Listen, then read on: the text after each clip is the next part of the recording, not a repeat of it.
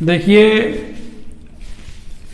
औकलज के अनुप्रयोग में चर राशि में परिवर्तन की दर, ये आपने 8वां तक लगाया था एक्सरसाइज 6.1 में। ठीक है, देखिए 9वां क्वेश्चन क्या कह रहा है। 9वां कह रहे हैं कि एक गुब्बारा जो सदैव गोलाकार रहता है, इसकी त्रिज्या परिवर्तनशील है। इसका मतलब उसकी त्रिज्या घट सकती है, बढ़ सकती है, परिवर्तनशील है। त्रिज्या के सापेक्ष आयतन के परिवर्तन की दर बताना है। त्रिज्या के सापेक्ष आयतन के परिवर्तन की दर, आयतन v मान लीजिए और त्रिज्या को r मान लीजिए। तो r के सापेक्ष आयतन के परिवर्तन की दर निकालना है, जबकि r बराबर दे रहे हैं 10 सेंटीमीटर। गुब्बारा गोलाकार है तो गोले का आयतन, या गुब्बारा लिख लीजिएगा, गुब्बारा गोले का आयतन v = 4/3 पाई r क्यूब। r के सापेक्ष करिए अवकलन। क्यों r के सापेक्ष करना? क्योंकि dv dr ज्ञात करना है। अवकलन करने पर तो dv dr 4/3 बाहर आ जाएगा, 4/3 बाहर आ गया, और r क्यूब का 3r² हो गया। r के सापेक्ष करना है, r बराबर 10 दिया है, 3 काट दीजिए, 4 पाई r²। r का मान 10 है, 10 का स्क्वायर हो जाएगा तो 100 चौक का 400 पाई। मात्रा क्या लिखेंगे? सेंटीमीटर क्यूब, और r का सेंटीमीटर। देखिए इसको काट मत दीजिएगा, क्योंकि इसका मतलब निकलता है। इसका क्या मतलब निकलता है कि गुब्बारे की त्रिज्या अगर 1 सेंटीमीटर बढ़ती है तो उसका आयतन 400 पाई घन सेंटीमीटर बढ़ जाता है। ठीक है, इसका यह मतलब निकलता है। चलिए 10वां सवाल देखिए, तो इसको नोट कर लीजिए। 10वां क्वेश्चन क्या कह रहे हैं ये, एक 5 सेंटीमीटर लंबी सीढ़ी दीवार के सहारे झुकी है। ये दीवार बना लीजिए,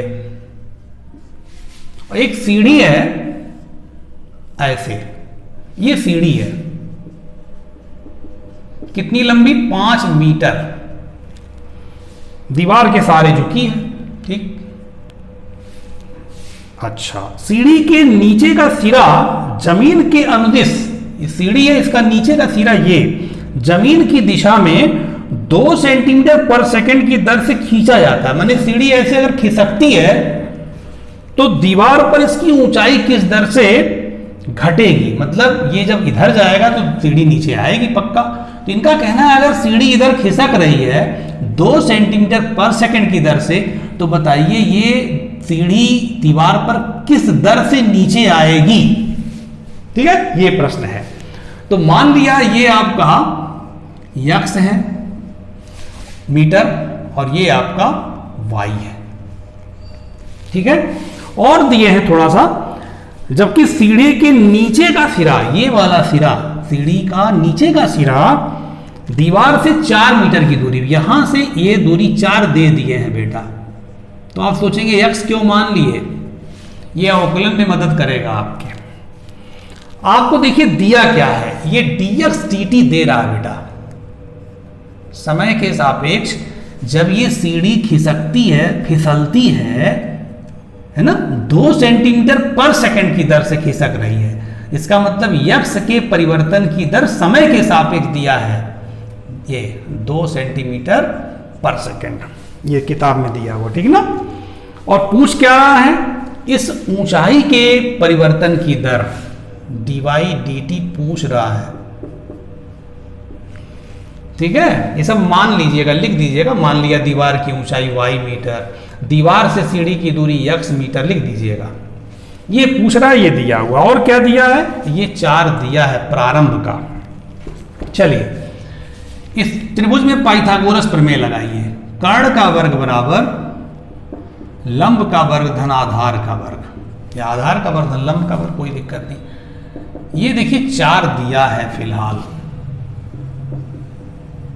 तो y² बराबर हो जाएगा 25 - 16, y बराबर 3 आ जाएगा। दीवार की ऊंचाई 3 आ गई। अब आप इसको समीकरण 1 बना लीजिए, समीकरण 1 का t के सापेक्ष अवकलन कर दीजिए।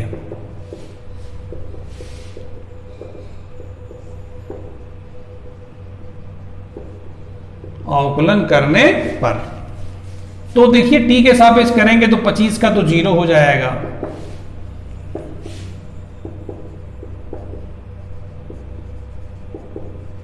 ठीक है। समीकरण 1 का कर रहे हैं अवकलन, इसका 0 हो गया और इसका करेंगे तो 2x हो जाएगा और dx dt, और इसका 2y हो जाएगा dy dt। 2 से भाग दे दीजिए दोनों पक्षों में तो 2 हट जाएगा, y dy dt।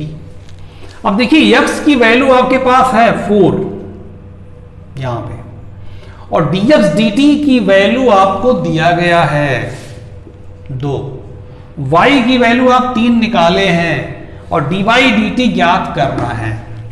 मतलब दीवार से सीढ़ी किस दर से नीचे आएगी,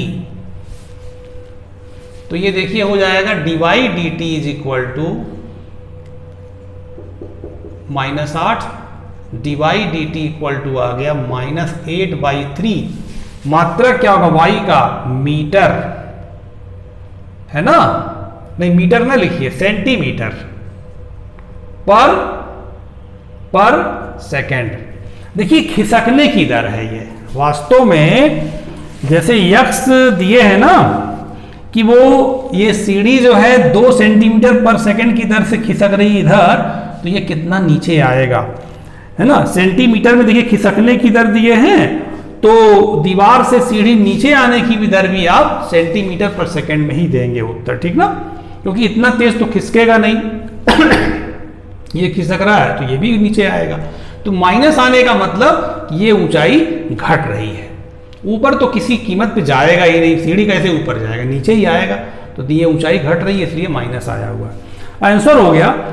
आंसर को आप ये ऐसे समझेंगे कि अगर सीढ़ी 2 सेंटीमीटर पर सेकंड की दर से फिसलती है तो ये सीढ़ी दीवार पर 8/3 सेंटीमीटर पर सेकंड की दर से नीचे आएगी। समझ गए? चलिए, तो ये आपका लग गया, कौन सा सवाल था ये, 10वां था, ठीक है। अब आपको बताने चल रहे 11वां क्वेश्चन।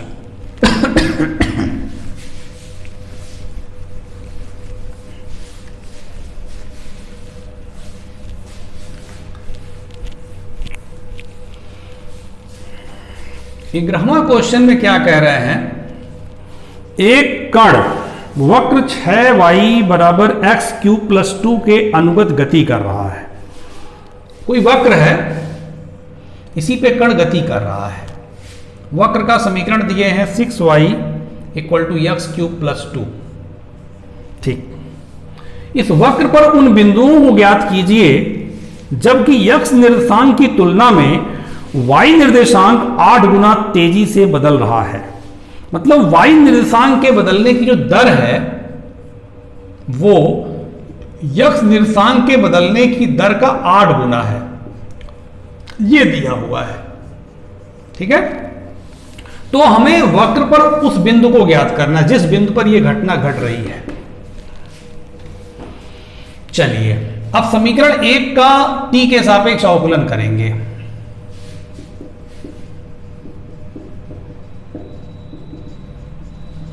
अवकलन करने पर समीकरण 1 का, तो d dt 6y d dt x³ d dt 2, इसका हो जाएगा 6 dy dt, इसका हो जाएगा 3x² dx dt, इसका 0। dy dt की जगह समीकरण 2 से क्या रख सकते हैं, 8 dx dt।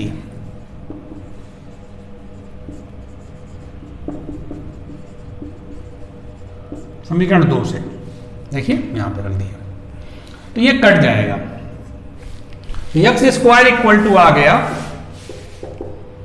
6 × 8/3, तो x² = 3 दूना 6 8 दूना 16, 3 दूना 6 8 दूना 16, x = +-4, x = +4 समीकरण 1 में रखिए, बिंदु ज्ञात करना है तो बिंदु आ जाएगा एक्स वाई का मान, तो वही बिंदु हो जाएगा, आंसर हो जाएगा 6y इक्वल टू, समीकरण 1 में भर रहे हैं 4 का क्यूब प्लस 2 64-2 y बराबर आ जाएगा 11, 66/6 11 हो जाएगा। बिंदु आ गया 4,11, यक्स बराबर -4 लीजिए, समीकरण 1 में ही रखना है। तो समीकरण 1 में भरेंगे 6y बराबर -4 का घन प्लस 2 -64 प्लस 2 -62 हो गया 6y, कटेगा y बराबर -31/3। तो बिंदु आ गया -4 कामा -31/3। तो ये एक आंसर हो गया, ये एक आंसर, 2 आंसर हो गया। वक्र पर हुए बिंदु आ गए, यही आपसे पूछ रहा था। आइए 12वां क्वेश्चन देखिए, नोट कर लीजिए बेटा ना। तो ये सब अच्छे क्वेश्चन है, एग्जाम में चैप्टर से आता है, अच्छे से लगाइएगा। और सारे क्वेश्चन हम इसलिए बता दे रहे हैं कि भाई कोई लड़का जो है नहीं लगा पाएगा तो उसके लिए हो जाएगा काम। तो 12वां, हवा के एक बुलबुले की त्रिज्या 1/2 सेंटीमीटर पर सेकंड की दर से बढ़ रही है। हवा का बुलबुला गोलाकार होता है, तो उस गोले की त्रिज्या माने बुलबुले की त्रिज्या माने गोले की त्रिज्या पर सेकंड दिया है, तो समय के सापेक्ष ये 1/2 सेंटीमीटर पर सेकंड की दर से बढ़ रही है बुलबुले की त्रिज्या। तो बुलबुले का आयतन किस दर से बढ़ेगा? बुलबुले माने गोलाकार, बुलबुले माने गोला का आयतन, सूत्र लिखिए, आयतन का सूत्र जानते ही हैं आप लोग, किस दर से बढ़ेगा? समय के सापेक्ष ही करना है।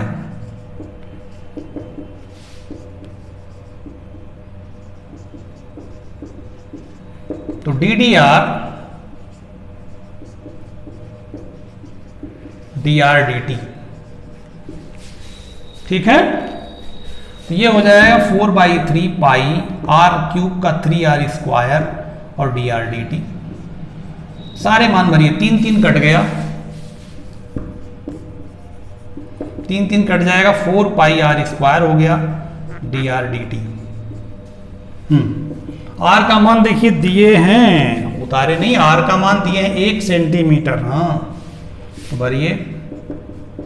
और dr/dt का मान 1/2, 2 से 2 काटेंगे 2 पाई हो जाएगा। मात्रक क्या लिखेंगे? सेंटीमीटर क्यूब, देखिए v का मात्रक और t का मात्रक सेकंड।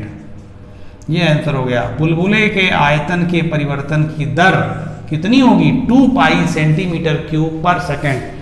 अगर 1 सेकंड में बुलबुले की त्रिज्या इतनी बढ़ती है तो 1 सेकंड में उसका आयतन 2 पाई घन सेंटीमीटर बढ़ेगा। देखिए सवाल लगाइए, लेकिन उसका मतलब भी अच्छे से समझिए, तब अच्छा लगता है।